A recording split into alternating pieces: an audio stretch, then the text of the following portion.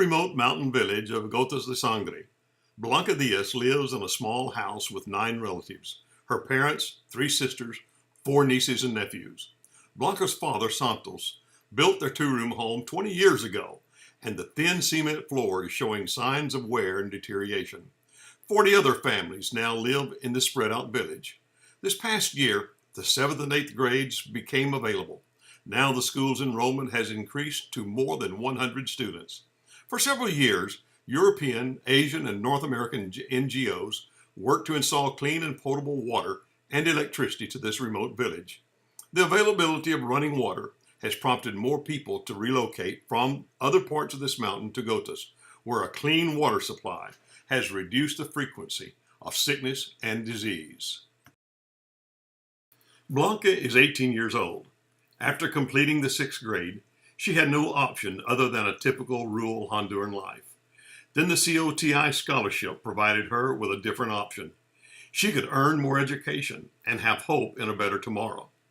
Blanca has firsthand experience with the hardships of life without education.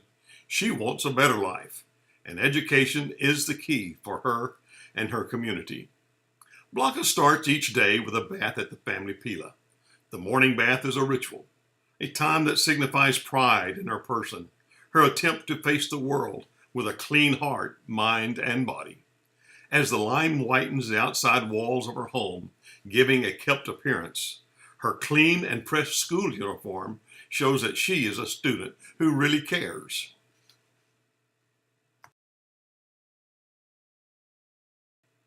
As the sun's first rays start making their way through the fauna-covered mountains, Blanca's mother has a wood fire going in the kitchen that is located just beyond the dirt floor patio.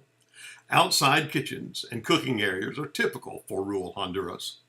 The adobe wall is crumbling, and as the dried clay is slowly melting and dropping away, sunlight shines through the gaping holes in the walls. Mrs. Díaz starts her day early preparing her husband's breakfast, the breakfast of gods, beans, tortillas, and coffee, before he leaves for the field. Most of the food eaten in Blanca's household are grown on the small rented farm. Blanca, having finished her morning bath, arrives for her plate of beans, tortillas, and coffee. Last year, the Honduran government passed a law requiring students to attend and graduate from the 9th grade. Although there is no enrollment fee for students who enroll in public school, they are required to have uniforms, buy textbooks, and school supplies. After completing the 6th grade 5 years earlier, if Blanca had tried to attend 7th, she would have been required to travel to Santa Rita, where mid-school was available.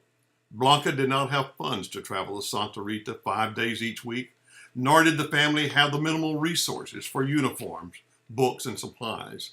Last year, COTI offered Blanca a scholarship that would provide for some of these needs. She and her family quickly accepted the annual scholarship.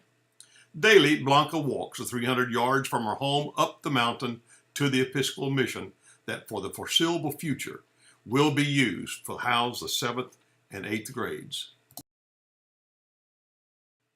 Blanca is only one student in the mountain region near Copanlarinas who needs help from the Honduran Education Project of the Church of the Incarnation of Dallas in order to overcome the relentless poverty of the region, providing students with their basic education needs, which sometimes includes providing infrastructural needs, as we did in Gotas, by installing a cement floor and providing furniture to the Episcopal mission.